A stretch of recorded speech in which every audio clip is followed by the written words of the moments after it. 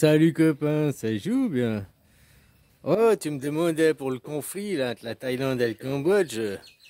Bah moi, ce que j'en pense, à mort les Français, quoi. Hein, moi, je suis pour les Khmers. Voilà, je soutiens les Khmers dans ce conflit, quoi. À mort les Français, quoi. Ah, voilà, voilà, quoi. Hein? Pourquoi tu me parles des Français, de le conflit thaïlo-cambodge? Bah, s'il y a le conflit aujourd'hui, c'est parce que c'est les Français qui ont taillé la frontière.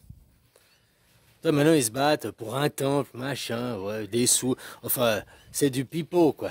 En réalité, ce qui va se passer dans ce conflit, moi, je soutiens les Khmers. Parce que peu importe qu'ils soient cambodgiens ou thaïlandais, c'est le peuple Khmer.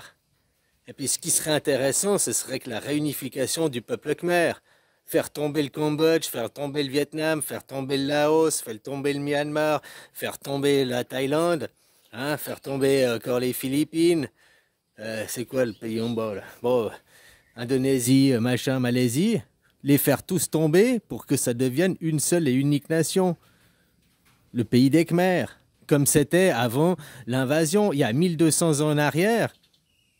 Tu vois, Angkor Wat, t'as entendu parler de Angkor Wat, Angkor Thom, hein, ces magnifiques temples qu'il y a à Siem Reap, là, au Cambodge. Ben, il y a 100 ans en arrière, ces temples, ils appartenaient à la Thaïlande. Les frontières, c'était à la Thaïlande. Tu serais venu visiter Angkor Wat avant 1907, tu aurais été en Thaïlande, enfin en Thaïlande, ouais, le Siam, quoi, hein, pour visiter.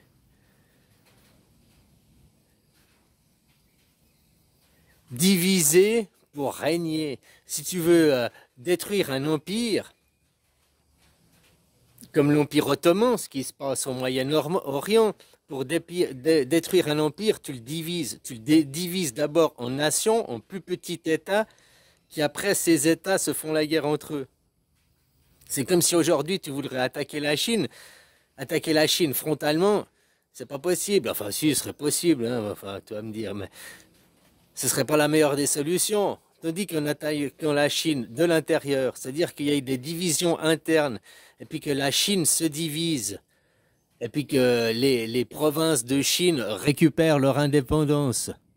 Puis que la Chine, au lieu que ce soit une grande nation, ça devienne 20 nations, quoi. Après, pour prendre le contrôle sur 20 nations, petit à petit, tu prends le contrôle de une à une, divisé pour régner. L'Empire Khmer, il y a 1200 ans, 200 ans en arrière, il était uni, hein. Vietnamien, Vietnamien, Cambodge, là, enfin toute l'Asie ici du Sud-Est, hein, était unie avant qu'elle se fasse diviser. Après, les Français sont arrivés, ils ont créé l'Indochine, ils ont encore divisé, quoi, créé des frontières, créé des nations. Après, dans les nations, tu crées un mouvement de nationalisme. Et là, les Thaïlandais, ils se battent. Alors, bien sûr, il y a eu des morts, machin et tout, hein. Mais derrière, nous sommes Thaïlandais, nous sommes des nationalistes thaïlandais face à une autre nation, les Cambodgiens. Non, faut que ces gens ils comprennent aussi que l'autre nation, les Cambodgiens, c'est pas une autre nation, c'est pas une autre ethnie, c'est des Khmers. C'est la même famille, vous vous êtes fait diviser. Alors ne vous laissez pas diviser encore dans un conflit qui va partir, qui va servir qu'aux riches, hein. Tu vois ce qu'il y a, c'est des familles, les familles riches des deux côtés, quoi. Des jeunes quarantenaires, hein, qui se font conflit entre eux, puis derrière ils ont pris qui? C'est l'armée, c'est les pauvres qui vont aller se battre. Les pauvres de Cambodge contre les pauvres de Thaïlande.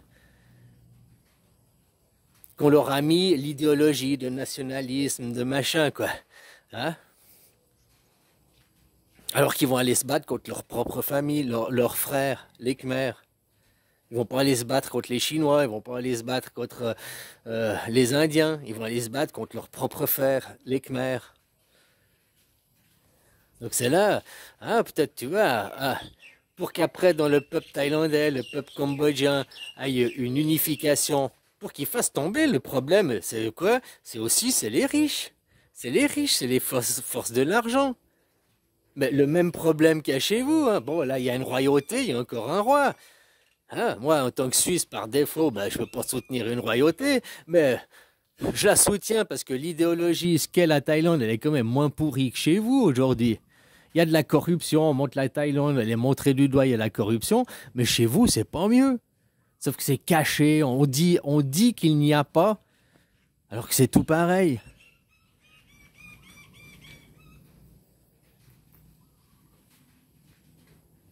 Donc voilà, hein. De toute façon, le problème, c'est les forces de l'argent, les riches contre les pauvres. Il est là le problème. C'est pas cette nation contre cette nation.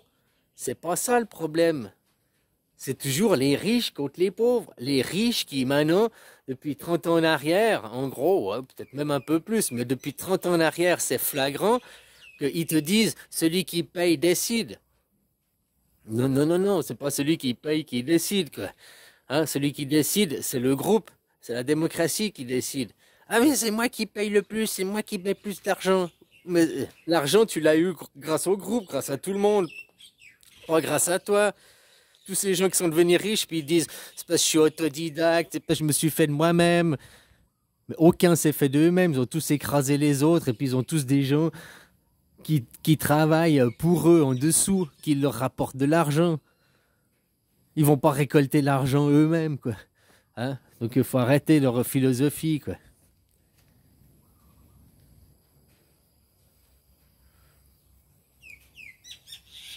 En plus, ils te disent, celui qui paye décide. Ah, alors si on devrait accepter cette théorie, d'accord, d'accord. Ben, celui qui paye le plus, c'est le citoyen.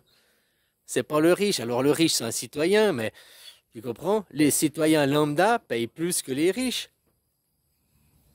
Ah non, en proportion, en pourcentage, oui. Un citoyen lambda français est taxé à 40% d'impôts, quoi. En gros, c'est ça, quoi. Un riche en France, il a 1% d'impôts, quoi, grâce à l'évasion fiscale. Oh, excuse-moi. Non, non, pour eux, hein, le novlangue, c'est de l'optimisation fiscale. Et sans l'optimisation fiscale, vous voyez, vous auriez plus de travail, vous voyez, vous serez rien, vous voyez, sans nous, vous êtes rien. Toute cette idéologie de merde auquel vous adhérez, hein, on vous fait adhérer, quoi. Le partage, c'est ça, c'est descendre les riches, c'est pas l'étranger le problème, c'est pas le gars au RSA le problème, c'est vos dirigeants le problème, c'est les riches, c'est ceux qui détiennent l'argent, puis qui disent c'est moi qui ai l'argent, alors c'est moi qui décide. Ça, c'est dans le capitalisme, c'est comme ça, quoi. Tu vois, en Chine, bien sûr que la Chine, ils sont aussi dans le mouvement du capitalisme, de mouvement mondialisation, mais en Chine, c'est le communisme. C'est-à-dire c'est des forces supérieures à l'argent qui décident, c'est pas ceux qui ont l'argent qui décident.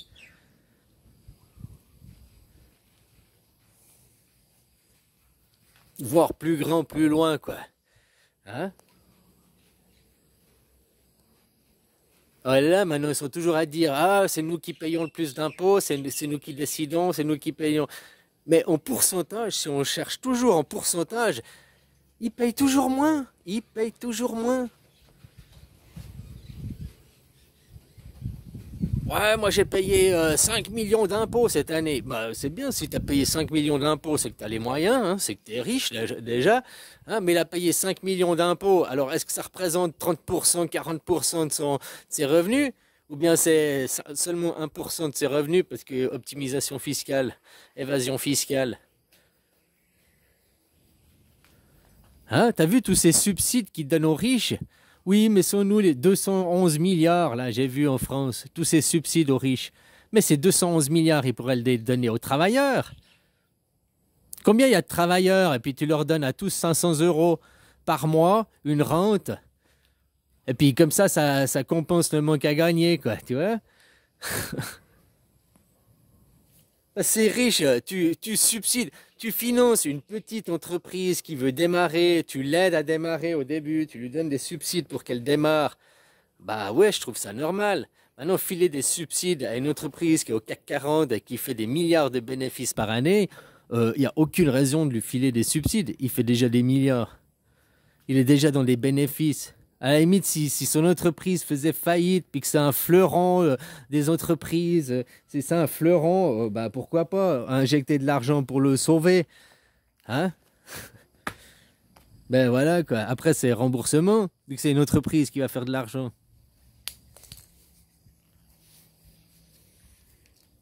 Alors tous ces conflits, c'est bien parce que c'est à vous de vous ouvrir à l'humanisme, à l'humanisme, que peu importe les conflits et tout, oh, c'est à cause des dieux, c'est à cause des machins, vos copains imaginaires, c'est à cause du nationalisme, des idées à la con, quoi. Tout ça, c'est les pauvres qui vont aller se taper sur la gueule contre d'autres pauvres, instrumentalisés par des riches. Les riches en Thaïlande instrumentalisent et les riches cambodgiens se font la guerre, mais c'est pas les riches entre eux qui vont aller se taper. Ils ont trouvé des pigeons, quoi, des pauvres, qui vont aller se taper sur la gueule, la chair à canon qui va aller se battre pour eux. Ça, la chair à canon de dire non.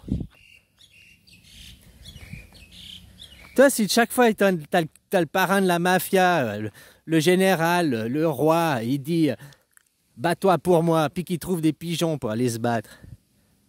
C'est-à-dire que si tu dis non, mon roi, bats-toi, toi, montre l'exemple. Si toi, mon roi, tu te bats sur le champ de bataille, si toi, mon roi, tu vas te battre, je te suivrai. Alors, tu comprends, c'est l'inverse qu'il faut faire. Montre l'exemple, mon roi. Bats-toi.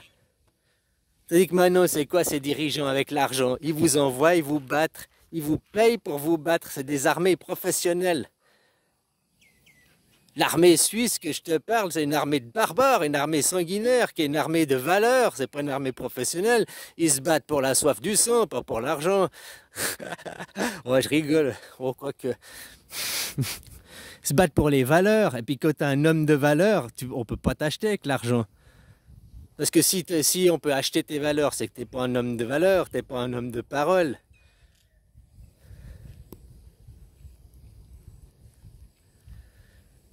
Enfin voilà quoi. Les gens, comme je te dis, réveillez-vous, hein, c'est partout la même chose.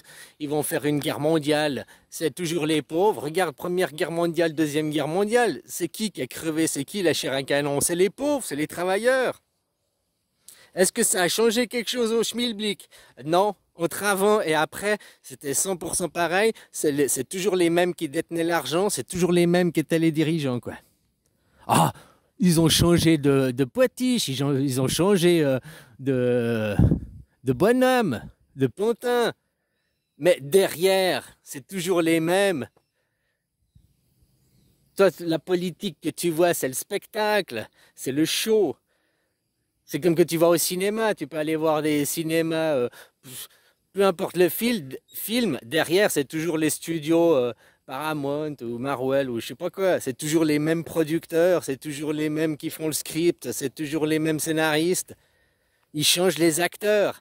Et en changeant les acteurs, les gens du lambda croient qu'il y a du changement. Regarde tout ce que je t'explique il y a un an sur Trump, que Trump était là pour rien changer, machin, que l'affaire Puff Daddy, au fait, c'est l'affaire Trump, mais pour diriger tous les méchants, ils mettent Trump au gouvernement, comme ça, tous les méchants croient que... Hein, puis ils sortent du rang, quoi. Donc ils vont pouvoir les arrêter aussi, quoi. Puis tu mets un président qui est tenu par la peau des couilles, quoi, qui est ton pantin. Il bouge une oreille, il y a toute l'affaire Epstein, machin, qui est révélée, il y a toutes ces affaires qui tombent sur lui. Toutes les promesses que Trump il a fait, ben maintenant tu vois qu'il ne les fait pas, il ne les tient pas. Pour les gens lambda, il a eu un discours, je vais révéler l'affaire Epstein, je vais révéler les dossiers GFK, je vais faire ça, ça c'est pour le public, pour être élu. Mais ceux de l'autre côté du rideau, là, derrière, là,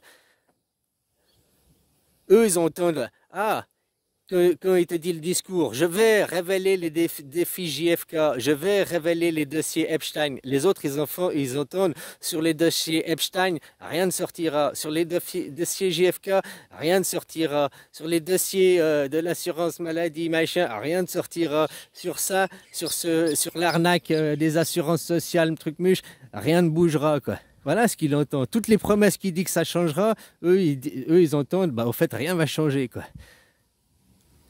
Je vous garantis que rien changera sur ça, que motus, quoi.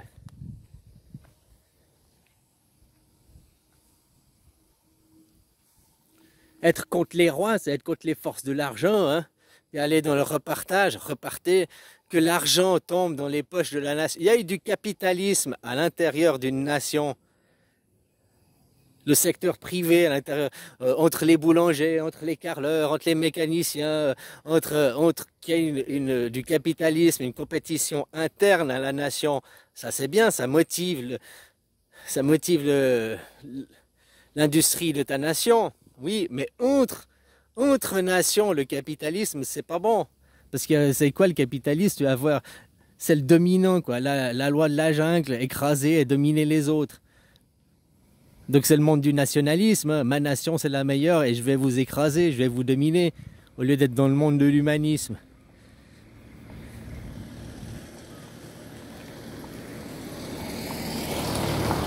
Et ça, t'as aussi dans l'état d'esprit des gens, quoi. Donc tu vois, ce qu'il y a en Thaïlande, oh ouais, tu peux, c'était ça le sujet de la vidéo au début, tu peux, oui, machin, prendre parti, hein, parce que toujours, faut prendre parti, tu vas prendre parti pour les Thaïs, tu vas prendre parti pour les Cambodgiens. Eh ben, moi, je prends parti pour les Khmers. Et puis je dis, ah bah les Français, parce que le problème aujourd'hui, s'il y a un problème, ce conflit, le conflit qu'il est aujourd'hui, il vient de la faute des Français, il vient de la faute de Indochine. Donc tu vois, il y a des conflits qui se passent aujourd'hui, là maintenant, des coups de canon, des morts, à cause de choses qui est 100 ans, 150 ans en arrière, quoi. Et puis là, c'est aussi que les Khmers, ils doivent se réunir, au lieu de se laisser diviser. Je sais pas si tu sais que maintenant, l'Asie du Sud-Est, là et tout, c'est là où il y a toute l'énergie, la force aujourd'hui, quoi. Avec la Chine, là, 60% du PIB mondial est produit ici, quoi, aussi. Hein? Indirectement pour leur projet guerre totale dans le 2027 dans le Pacifique avec la Chine, déstabiliser là l'ASEAN, déstabiliser aussi ça, ça atteint aussi la Chine indirectement, quoi. Hein? La- 2027 pour leur guerre totale, c'est un an et demi, dans un an et demi, quoi. Après, ça veut pas dire que le 1er janvier ils débuteront. Peut-être qu'ils débuteront au 31 décembre. Hein. Ça laisse 2 ans et demi, peut-être. Mais ils ont le projet. Les ultra-conservateurs américains ont ce projet, guerre totale dans le Pacifique. Donc c'est la guerre mondiale, Chine. Et il faut une étincelle. L'étincelle, on sait déjà où elle sera. Ce sera sûrement avec Taïwan. Mais peut-être ça peut être une autre étincelle. Et tout ça, c'est prémédité, hein, que la Chine et les USA, autant les deux sont d'accord de se faire un petit conflit, hein, autant les deux sont d'accord de pas. Parce que ça créera encore plus le mouvement nationaliste à l'intérieur des pays, ça créera encore plus de dire les communistes c'est pas bien, vive les capitalistes. Oh, t'as vu les communistes, les capitalistes font la guerre, ou ah bah les Amériques. L'Amérique, il représente pas le capital, il représente le capitalisme, oui, mais pas la démocratie. Et chaque fois maintenant, moi j'entends là des Thaïlandais ou des Vietnamiens ou d'autres qui disent que je parle de démocratie, qui disent ouais, on voit l'Amérique, la démocratie, on n'a pas envie d'être comme l'Amérique, c'est de la merde. Ouais, mais sauf que l'Amérique n'est pas une démocratie. L'Amérique, c'est le capitalisme. Et le capitalisme, c'est contraire à la démocratie. La démocratie, on vote et on met les choses en commun, on partage. Qu'il y a du capitalisme interne au pays, oui, mais après ça doit retourner dans les poches de la nati, dans les poches de la nation. Pour que, en Suisse, les Suisses, tout le monde croit, les Suisses, vous êtes riches. Oh, oui, il y a beaucoup de millionnaires, oui, il y a beaucoup de riches. Mais le peuple suisse en lui-même, les Suisses en lui-même, 40% du peuple suisse vit en dessous du seuil de pauvreté. Hein. On n'est pas riche. La Suisse est riche, le pays est riche. Mais les Suisses, on est pauvres. Oh, tu gagnes 5000 balles par mois, ça fait 5000 euros, blablabla, vous êtes riche. Oui, mais après, le loyer, c'est combien? L'essence, c'est combien? Faut tout payer. À la fin du mois, t'as rien. Hein? En plus, le salaire moyen en Suisse, c'est 7000 balles. Si tu gagnes moins de 7000 balles, t'es un pauvre en Suisse. Donc voilà, combien il y en a plein qui gagnent entre 3005 et 5000. Les salaires qui sont serveurs, qui sont aide à domicile, aide soignant, tous ces métiers quoi, qui sont indispensables à la société. Hein.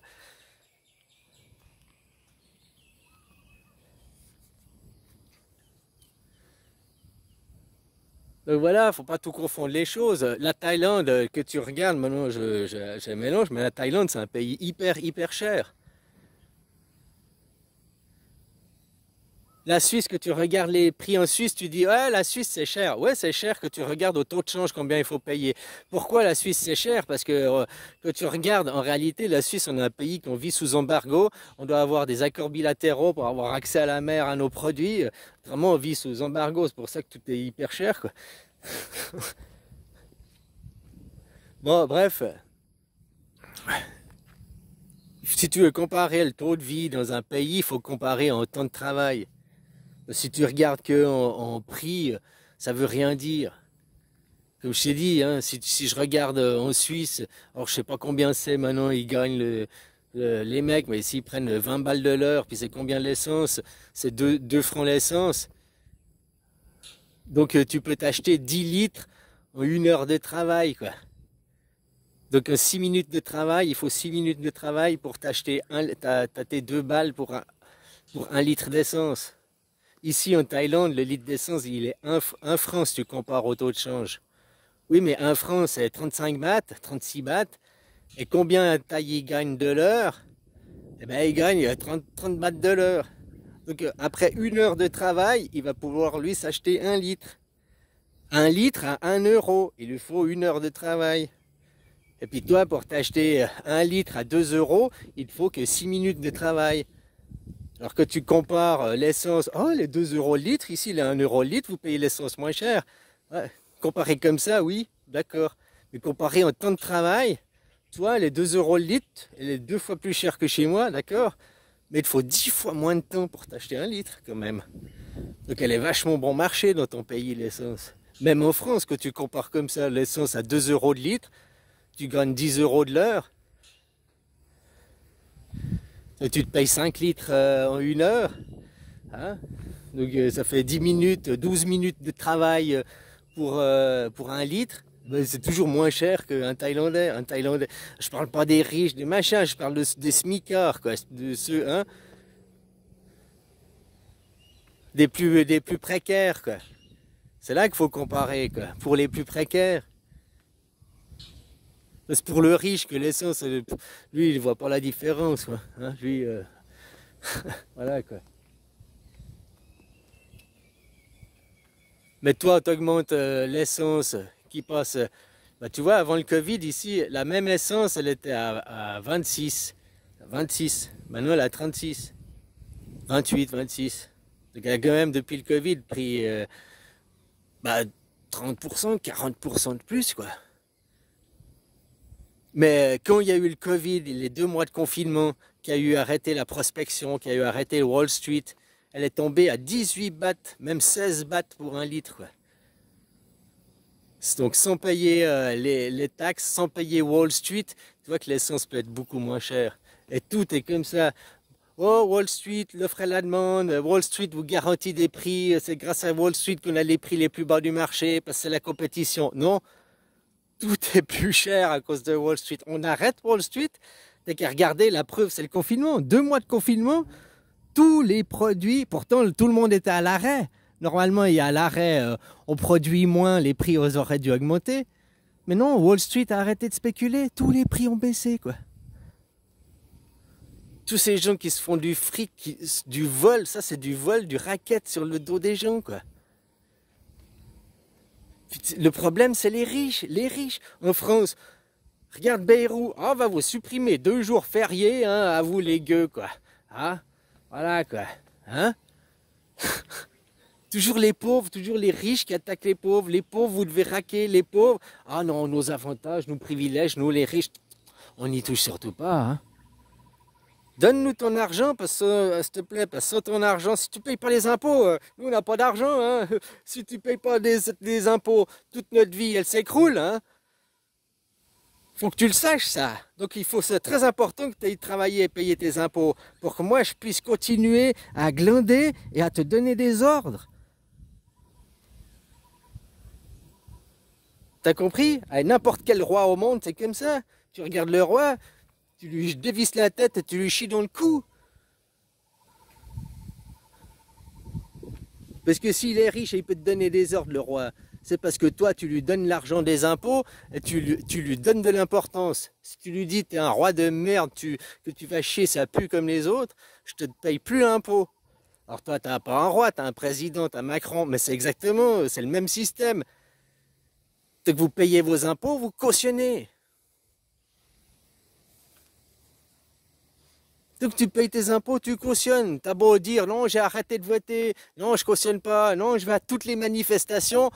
Mais tous les jours, tu vas au boulot et puis tu vas payer tes impôts. Donc, sois cohérent, la cohérence dans ses actions, quoi. Voilà.